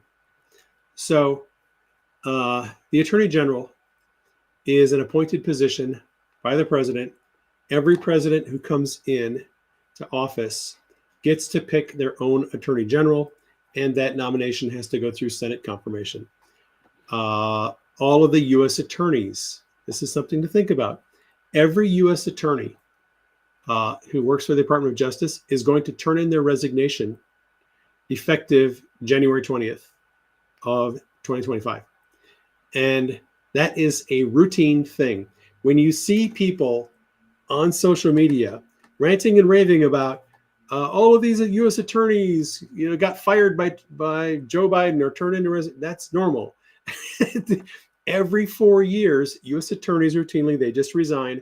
And then the next president gets to pick his U.S. attorneys. So Trump has to name, I think there's like 55 different U.S. attorneys' offices around the country, and Trump has to nominate U.S. attorneys. FBI director is a different story. The FBI director serves for a term of 10 years. James Comey got fired early on in the Trump administration after Trump realized that he was a rat. He got fired in 2017. That was good. He got fired while he was on a plane. You remember that? And he landed and found out he like took he was off. the last And he was to FBI know. director. By the time he landed, he was fired. Trump fired Mark Esper, and I think he fired what's his name, Kelly or Mattis On Twitter. On Twitter. So good. Secretary of Defense gets fired in a tweet. Anyway, so the FBI director, Chris Wray, still has he has until 2027. His term as FBI director is 10 years. So he Wow. could stay in the office until 2027, but he's not going to, because there's already been a lot of Yeah. reporting that rumors and innuendo that that Wray is going to resign before Trump takes office. Hmm. Chris Wray knows that he is on Trump's blacklist, and he is not going to stick around. He'll go back to his private attorney job, making, I think people have said he's making $8 or $9 million. Hey, I'll be right a year. back. I'll be right Yeah. back. I'm turning Do it what over you to gotta you do. for a second. I got it. It's been reported that Chris Wray was working at a private attorney's office, some big name private company in DC, making $8 to $9 million a year as an attorney, private attorney. And then he took a big cut in pay to become FBI director back in 2017. And I think it's very likely that Wray is going to resign before President Trump comes in. And if he doesn't, then Trump will fire him on day one. Day one is going to be the longest day in history, because Trump has 15 million things he has to do. He's going to be signing executive orders. He's going to be launching all these programs. He's going to be firing his FBI director. It's going to be a long day for Trump. But I think he will be appointing someone new as FBI director. Either Ray's going to resign or he'll be fired. So then Trump gets to pick somebody, and who would that be? I personally have been holding out for Kash Patel as FBI director. I think he would be the perfect fit for FBI director. Kash has a great, really strong resume for that position. He worked at DOJ National Security. He was a federal prosecutor. He worked at ODNI under Rick Grinnell. He worked as chief of staff at Defense Department. Like, Kash knows the workflow, and as he could be a department head very easily. He knows what's needed to run a department like the FBI. He knows where the bodies are buried. He knows who all the corruptocrats are, who needs to be gone. He knows the reforms that need to be made inside the department. There's still a possibility that Kash could end up as Attorney General because Matt Gaetz is out. So who is going to fill that Attorney General spot? We don't know. I am also wondering if General Flynn is going to be in the mix. I don't know where General Flynn is going to fall. I believe he's going to have a significant role in the next Trump administration. Getting him through Senate confirmation would be really hard because of the smear job that happened to him during the Mueller investigation in Spygate. But I have hope that General Flynn will find a position in the Trump administration. FBI director, I don't know. He would love it. Flynn would love being FBI director because he wants to be, as he said, the Secretary of Accountability. He wants to see people held accountable for their crimes. So who President Trump would pick as FBI director, I don't know. It's not worth worrying about because for 2 months yet, there's not going to be an opening. That position is filled. And until Chris Wray resigns or until President Trump fires him, there won't be an opening at the FBI. We're expecting that there will be an opening at FBI very quickly. And then whoever is appointed has to go through Senate confirmation, and then they get to appoint a deputy FBI director. And so the process goes on. We don't know. I suspect, like I said, I think Flynn is going to get a job in there somewhere. I think Kash Patel is a shoo-in. Kash would have an easy time, I think, going through Senate confirmation. Kash doesn't have any personal indiscretions that we know of. He hasn't had any illicit romantic affairs. He hasn't been, taking illegal bribes from Egypt. He's a pretty straight shooter. His resume is built for a job like that. I don't think Kash would have too many problems going through Senate confirmation. So we'll have to wait and see what happens with that. You're back. Thank you. Thank you. Sorry about that. I'm keeping an eye on things, but we should be good for now. So, Okay. question about these, like the confirmation process. There is a procedure where the president can appoint somebody as an acting head. Yes. How does that work? Because I think that may be on the table for some of these positions if it's going to be, Yes. yeah. True. So um, the president can appoint someone to be acting if there is a vacancy i- at that position. So here's an example. when when President Trump, I don't want to say lost the 2020 election, but when President Trump was leaving the White House in 2020 after Hmm. the election, he fired everybody at the top of the Pentagon. So he fired the Secretary of Defense. He fired all the That's right. undersecretaries, and he replaced them with Chris Miller was acting Secretary Right. of Defense. Ezra Cohen was acting Undersecretary for Intelligence. Anthony Tata was acting Undersecretary for Policy, right? And he appointed all these acting positions. You can make a temporary appointment for someone as an acting department chair or position, as if that position is vacant, Hmm. and Hmm. it's a short-term appointment. Essentially, that position is filled until the next session of Congress comes into Okay. session, Okay. right? So, so Miller and Ezra and Anthony all lost their jobs when the next session of Right. Congress came in January of 2021. Hmm. Okay. They So they were were out. very short-lived. So an acting appointment is maximum 2 years because Congress changes a new session every 2 years Okay. when representatives are elected every 2 years, new Okay. session of Congress. That So makes sense. yes, Trump could appoint people into acting positions if Hmm. he felt like he really wanted this person and they weren't going to make it through Senate confirmation. Hmm. He could do that. There's also, on top of that, there's the vacancies clause. So under the Vacancies Act, not clause, the Vacancies Act, Hmm.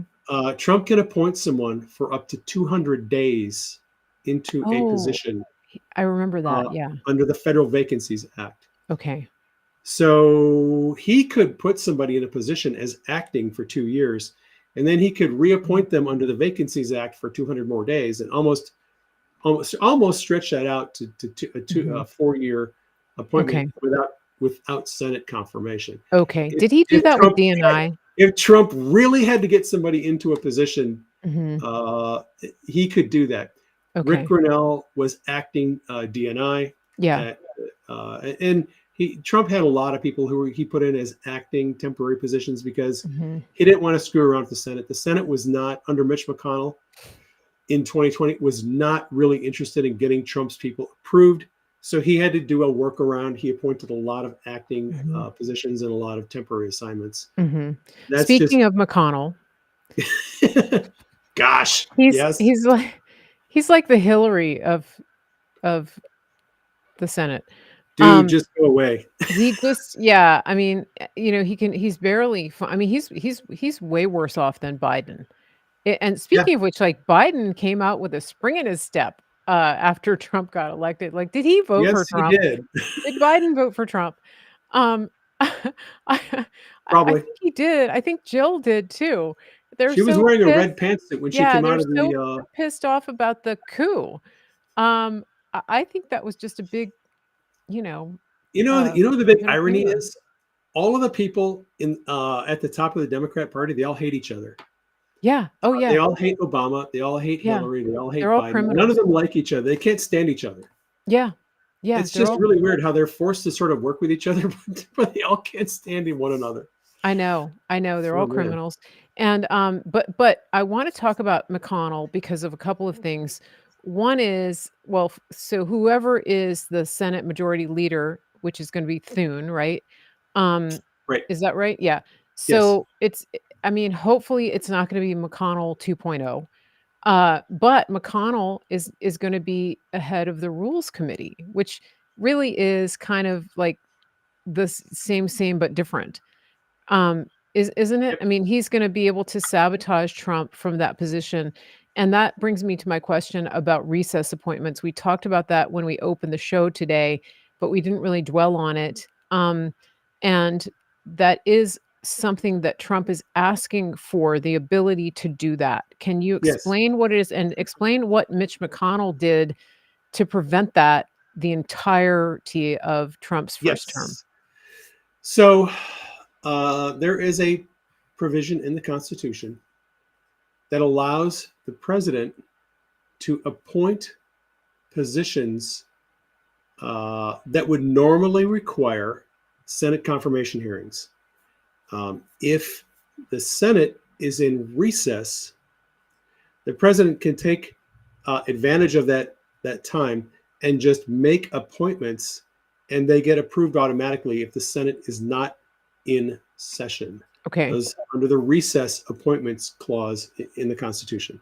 This has been done forever. Obama made recess appointments. Bush 43 made recess appointments. Clinton made recess appointments. Every president has done it. Mm-hmm. But Mitch McConnell, being the a-hole that he is, refused to allow the Senate to go out of session. So And it was he what was called a basically pro blocked forma. Trump from making recess appointments. Yeah, he never recessed the Senate. He kept them in Right. what was called a pro kept- forma sessions, Pro forma even though session. nobody was actually in DC. They were Correct. gone. Nobody would be there for weeks, but technically it was in pro forma session. It was not recessed, and Trump couldn't make any appointments. He never adjourned. Yeah. Right. So there is a snake. provision. There's a provision in the Constitution Okay. that allows the president That's to right. force the Senate to go into recess. And here's how it works. The Speaker of the House has to request that both houses of Congress go to recess. And if the Senate denies the request, then the president can say both houses of Congress are in recess. Okay. So I suspect that now Trump said, he posted this on Truth Social. He said anyone running for the Senate Majority Leader position has to agree to recess appointments. Mm-hmm. So he told Yeah. Cornyn and Thune and everybody else that was trying to get in there, if you're going to run for this position, you have to agree to allow me to do recess appointments. So he put those guys on notice that he's planning on doing recess appointments if they screw up his ability to get his people approved. Now, Thune has said that he is, all options are on the table. Mr. President, we'll consider it. But, Thune also is promising that he'll get Trump's people approved quickly. Mm-hmm. That's his promise. He Because made that promise before they made. The Senate can drag it out like for 2 years. The Senate can drag it out. They can drag it out as long as they want, Mm-hmm. and I anticipate that they will. So Okay. there's a lot of chess going on here because Yeah. Trump notified Thune, I expect that if you're not going to allow my people to be approved, I'm going to appoint them through the recess appointments clause, and I will put you in recess against your will if you screw with me. And so I suspect that do you remember God during the last MMA fight that they went to with Elon and Tulsi and RFK and Speaker yes. Speaker Johnson was there tagging along with all the cool kids. And he was like, that was hilarious. Yeah. He was so out of place there with the rest of these. And I think RFK was probably a little out of place too. But yeah. Trump drags and then they ate McDonald's on Air Force One or Trump Force One on the way home. He drags them all into the fights. And I think that Johnson is kind of a little bit out of his element, maybe a lot out of his element. Yeah. Yeah. But I think that Trump is bringing him along for the ride because Trump knows he has to get on Johnson's good side. He has to work with Johnson or he's not going to get his agenda accomplished. So he brings Johnson along. He lets Johnson sit at the cool kids table. And I think the deal is with Johnson and Trump, look, I will make you a rock star at the cool kids table, but you have to play ball with me.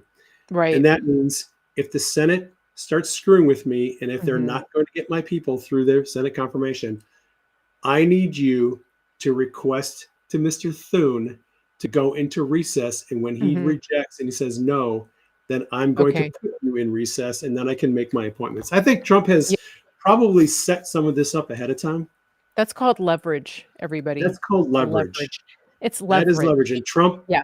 wrote the art He's of the deal and he knows all about He is a leverage. master at leverage, and this is why I wanna encourage people, don't worry, like, don't major on the minors here, on things like the Surgeon General. That is a huge distraction because there's Big so distraction. many pieces in play, and like I said, if Trump doesn't get inaugurated, and if he doesn't get his DOJ and the rule of law established back in this country, And none of it matters. none of it matters, none of Yep. it. It doesn't matter what anybody thinks about the pharmaceutical industry or vaccines, doesn't matter.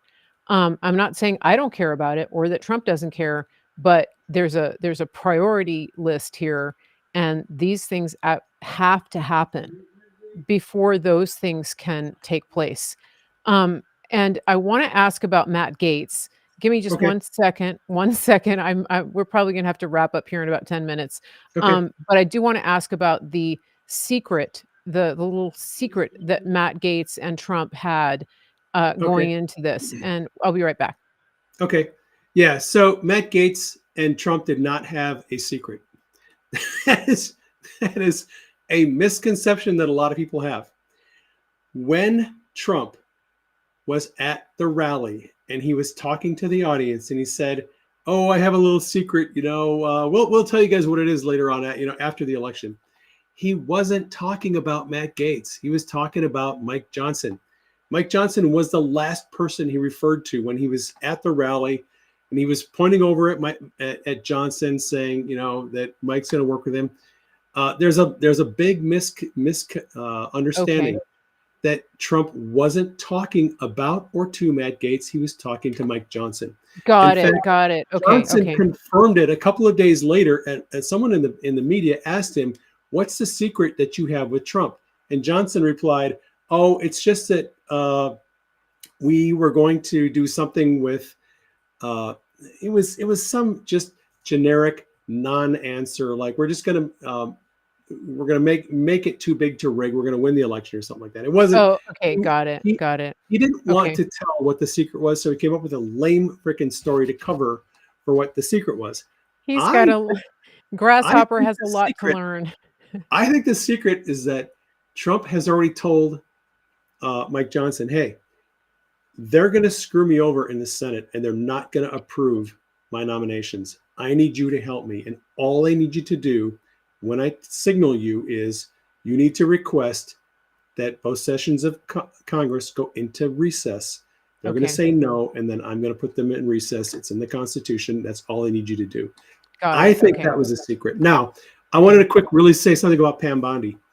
When in our discussion about the Attorney General and Kash Mhm. Patel, FBI Director, I kind of momentarily forgot that Trump has already nominated Pam Bondi as Yeah, Attorney General. they're talking about it over on Rumble. They're like, "Does he Yeah, not know?" I yeah, He knows. and that's fine. That's whatever. Yeah. Trump has known Pam Bondi for a long time. A lot of people in Trump world know her, like her, trust her. Does she have anything in her background that could possibly come out in a Senate confirmation? I don't know. I guess we're going to find out. I know Yeah. that Sundance over at Conservative Treehouse, he's been talking about the fact that the deep state has information on her that can be leveraged to keep her under control. I Well, don't know anything. she was AG during the 2018 election when they tried to steal the governor's race and give Right. it to Gillum. She was the AG in Florida at the time. Now, one thing I was thinking about Gates, and this is a long shot. I mean, we always kind of wonder when Trump does things like that, is it to draw out more of the traitors? Uh, Yeah, I don't think to so. see who's going to turn on him It's yet again. always, there are people who are always going to say Trump is playing 5D chess. Mhm. And he knew that Matt Gaetz was going to withdraw his nomination. Right. He knew they were going to oppose him. And it was all just 5D chess. Yeah. And he wanted to get the rats out. He wanted to expose. Okay, fine. Right. If you want to believe that, you're welcome to believe that. Sometimes I I, think he does that. I mean, Sometimes I think he does. I don't think he does it as often as people think. okay. And the reason is time is of the essence. And I don't think Mhm. Trump is interested in wasting time nominating Right. people for the specific purpose of Mhm. having them withdraw their name from Right. consideration a month later or 2 months later or in the middle of the process. Mhm. That That just makes wastes sense. time, and time is of the essence. I don't think he's into wasting time so he can play mind games with the deep state. He knows the members of the Senate that are not going to vote for his candidates. We already know who they are. It's always the same people. So I don't think that it was Trump intentionally putting Gates out there as bait to see, I got the deep state traitors. I figured out who they are. Now I can put in my real Right. candidate. I don't think that's necessarily the case. Got it. Got it. Um, Okay. I think that Trump has a slate of candidates for every Mhm. position. He's got them ranked 1, 2, 3, 4. If this person Mhm. withdraws, can't take the heat, Mhm. gets Yeah. outed, can't make it through confirmation, then they go to number 2, then they go to number Right. 3, then they go to number Right. 4. Right. I think Yeah. that's kind of how he would probably have to Okay. operate. Just my thought. Okay. All right. That's good. So on the topic of rule of law, um, the border. Yes. We have the border czar, Tom Homan, who Yep. is all about the rule of law.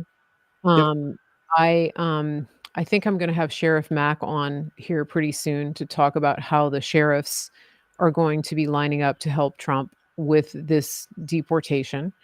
Cool. Um, but what do you see happening?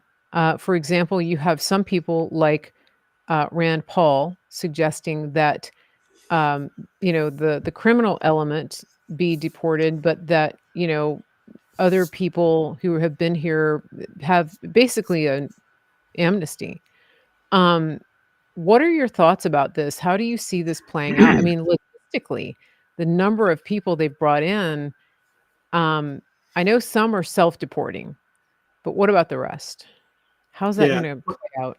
Well, as usual, Rand Paul is not staying in his lane when he should just stay in his lane. Rand Paul should go after Fauci and make everybody happy and do what it is that doctors in the Senate do best, which is investigate the NIH and the NIAID and the national and all the FDA and Yeah. investigate them all. Do your thing as a doctor. Stay the hell out of immigration and It's like he customs. got bored with Fauci. Like, dude, this is not your freaking lane. Just Yeah. back up and go back to doing what you're doing. No one's going to pay attention to what Rand Paul says on the border. Rand Paul would like us not to have a military at all. You can't use the military to literally do what the very first and only mission of the military, which is to protect our country I from know, I'm like, all that's their enemies, job. foreign and domestic. Yeah, That is what the military does. And I'm yeah, sorry, we have a lot of domestic enemies here. And yeah. it's kind of the military's job to I secure our know, I nation, know. That secure the was borders. crazy. Yeah, So when he said, like, we shouldn't have the military within our like, in our cities, like, that's that is literally, legitimately their job under the Constitution. I don't think we need 40,000 people deployed in South Korea. I don't think we need 50,000 soldiers deployed in Germany and other parts of Europe. I think a lot of those resources can be brought home, and those people would be happy to serve their country here stateside, helping to round up and deport illegals. I think Yeah, that's probably what Trump will do. National Guard will probably get involved at some point, especially if there are governors who are willing to use the National Guard to do that mhm. without federalizing them. I fully expect the 20 million veterans who are hanging out here in our country to chip in and offer to help free of charge maybe even buy their own ammo and bring their own weapons They've to already help offered. Tom Homan had to with the turn his phone off. deportation effort. I think it's just going to happen. Trump has Yeah. it is the biggest issue that people are concerned about. I think Trump is Yeah. going to have very little resistance from, and for the governors and mayors around the country who are virtue signaling that they're not going to cooperate with Trump's plan to deport. Yes, you are. We've already been down this road a couple of times. They've already said they weren't going to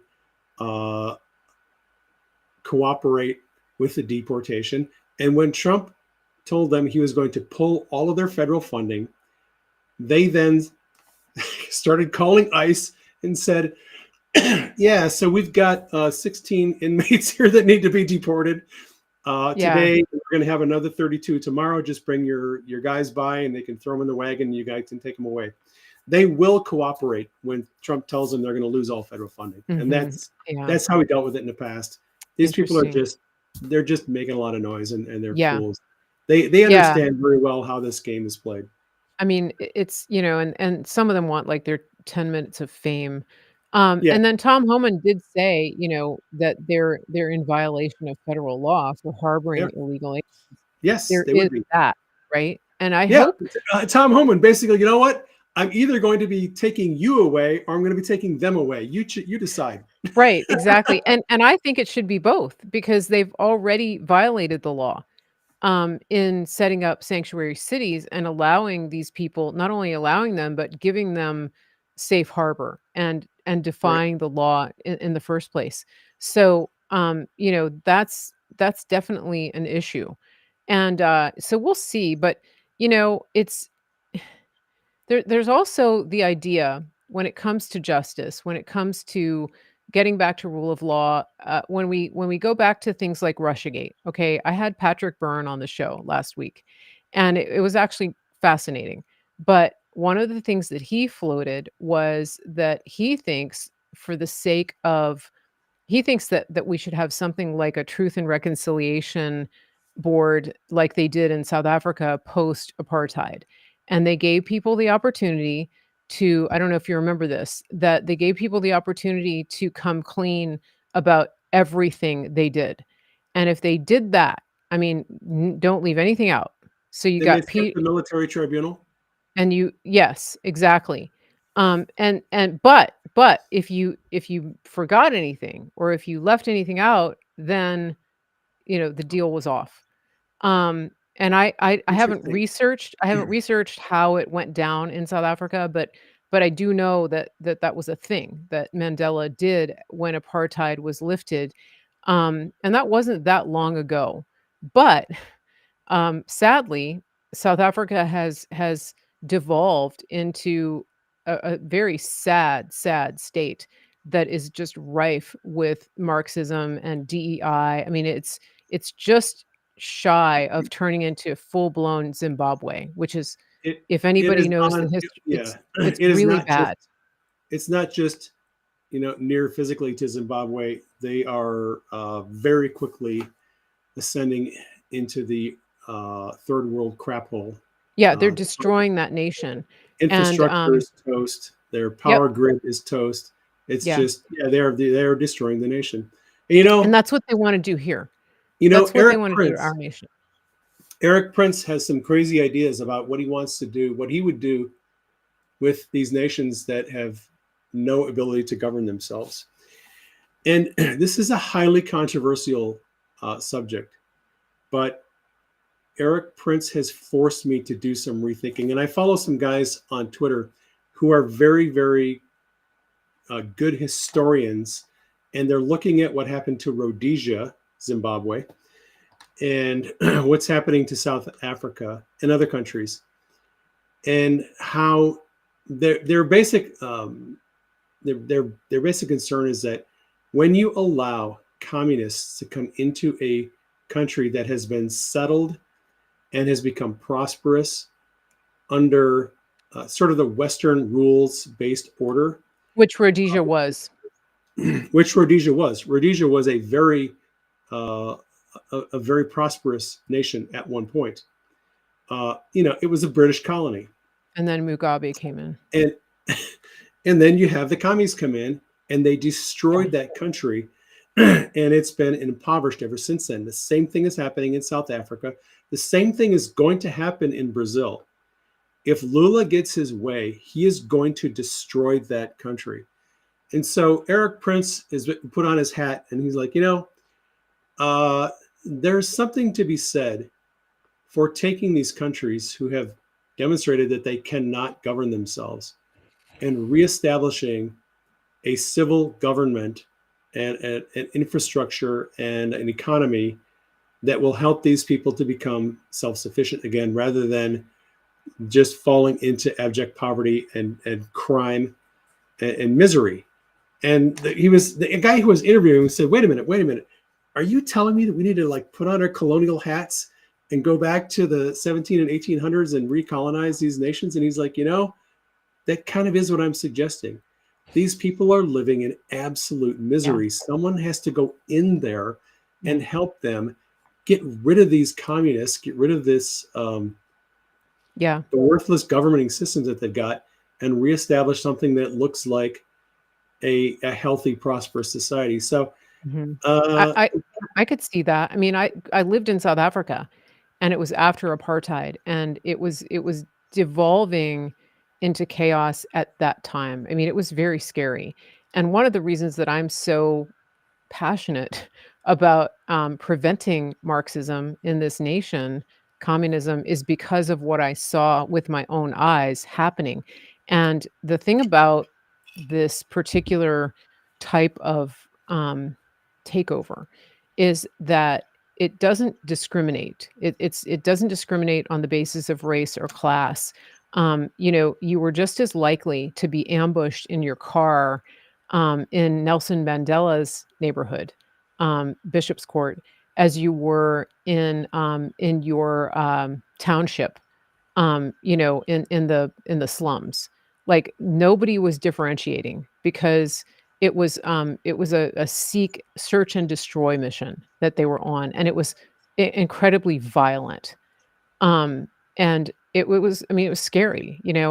I stayed there for 1 year, even though I was supposed to be there for 2. And it was partly because of just how dangerous it was. I mean, I had friends who in their homes had locked gates, not only around their homes, right? You had these automatic gates with like concertina wire on the top. You had bars on your windows, but there was more. You had a locked gate at the bottom of the stairs. So when you went to bed at night, you had an iron gate with a lock and key to keep intruders from coming upstairs into your bedrooms while you slept. That's how dangerous South Africa was. Yeah. And that's what they want for this country. And when was that? This was in 2003. I was there. And so 20 years later, it's probably 10 times worse. Oh, it's horrible. Yes. And there was also what they called the white flight, which was that all of the educated white college students were fleeing to other countries in the Commonwealth for job opportunities, because DEI, they didn't call it DEI, but it was DEI. They were putting unqualified, uneducated coloreds and blacks into positions that these college kids would normally take, because of the push for equity. I mean, it's Right. if you pay attention to the history of Rhodesia, Zimbabwe, and then you see the trickle down over into South Africa, and you look at what's happening now here in this country, this is, I mean, sometimes I sound a little bit alarmist when I talk about these things, but it's because I saw it happening with my own eyes. And but I saw it happening, 21, 22 years ago. It wasn't it's already done, you know. So people need to wake up and understand that's the outcome of this type of ideology. What they're doing in Europe, bringing people from Asia and the Middle East and Africa into all of these Scandinavian and UK and Germany and France, they are trying to bring chaos. They're trying to to upset the social order. They're trying to fundamentally change the way government is run, and Yeah. they're very slowly bringing in communism Yep. in the same way they did it in these other countries. They're doing it in Europe, and they plan to do it Yep. here. And that's why we have got to stop what they're doing, or we're going to lose this country. And that's what, when Obama said we are going to fundamentally change this nation, that's what he was This is talking about. And exactly what he was talking when about. Kamala says to be unburdened by what has been, that is not word salad. That is part of the Marxist ideology, which is to undo the past, to erase the past. What do you think when Trump was talking to you about the statues, when they did the Robert E. Lee statue in my hometown? That was what he said, they won't stop at that. And everybody said, "Oh, he's being, dramatic." No, he's not, because, they tried to take the William Penn statue out of Pennsylvania, the founder of religious freedom in this country. Um, that's a big deal. Now they didn't get away with it, but they're going after Jefferson. They're going after the founding fathers. President Trump knew that because he knows his history. And, he's not being sensationalist. He's not being dramatic when he tells you that that's what they're going to do, because he studied history and he understands this. So we could go down a whole nother trail here. But I think we need to wrap. Yeah, we're going to wrap this up. We will come back, and hopefully when we come back, we're going to have your book, your latest Q book for people. Hopefully. Because I would love to launch it here. If your editing gets done, and if your artist in residence gets the cover done and everything. I will keep you posted. Okay. And we can schedule the next show to be the book launch. Yes, that would be awesome, because I just want to keep the trend going, because we've launched other books here. We've been first to launch. So also, I want you to send me those links to the accounts that are talking about the history of Africa. I want to see I'd be those. happy to do that. Yeah. I may already follow some of them, but it depends on my timeline. So everybody, listen. Please, if you haven't already, follow and subscribe and like the channels that we're on. Leave a comment if you come back on the replay. Let us know that you were here, and let us know your thoughts about the things that we've talked about today. It's a lot to cover, but we really enjoy these conversations. I'm Mary Grace, and my guest here is Dave Hayes, Praying Medic. And you can find us on multiple channels. The easiest way to find all of my social media is to go to my website, marygracemedia.com. Just scroll down. You find my X account. You find my Rumble account. They're all there. Please go follow me on X and Rumble so that you don't lose track of me, and get on my mailing list. Dave, where's the best place to find you? PrayingMedic.com and PrayingMedic.org are my two websites. Telegram and X/Twitter @PrayingMedic. Excellent. And are you doing a live the first in the beginning of December on your Telegram? Yep, second Saturday of the month at 1 p.m. Eastern on my Telegram channel. Okay, perfect. And remember, guys, don't fall for the fake accounts. Look for the verification, but also on the Telegram, Dave has, I don't know, close to like 140,000 followers over there. So don't follow the fake accounts. I'm not really active on Telegram. So if you're seeing a bunch of Mary Grace stuff, it's not me. I know.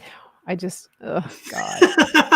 I get going on. It's like a PTSD thing over there.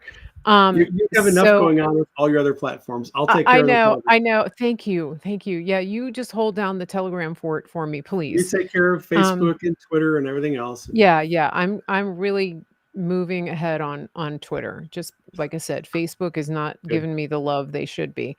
And it's their loss. But I'm not leaving Facebook. Don't worry. I'm just shifting my focus on content over to X. But we will be back, everybody. I will also be back with some shows for you this week. And as always, if you want to reach out, you can email me, info@marygracemedia.com. Just try to keep it short. I'm so busy. And I do have snail mail. You can find that on my website. And I really do appreciate when people send mail. And some of you I've actually managed to write back to. And I do really appreciate that. And to those of you who have been really following what's going on in North Carolina, please continue to pray for those people. Please uh, just if you can go down there and volunteer and help them, but they need prayer because I do think that Trump is going to take this over in a very active way. But we've got another almost 2 months of winter that has hit these people. I mean, it's already snowing down there, and it's cold, and people are living in tents, and they just got running water back, potable water back in Asheville. That's a major city, and it's been without water for 6 weeks. So, speaking of third world hellholes, that's what they've done to North Carolina, to Western North Carolina. It's a very bad situation. So just keep them in your prayers and keep following my timeline. I'll share as much as I can about that. That's it for today. You have been with us for Conspiracy of Truth, episode 21, the Great Freakout Edition. And we will be back. And thank you again. Thank you to my moderators over on Rumble. It looks like Delia was there today. So we really do appreciate that. It helps keep everything going.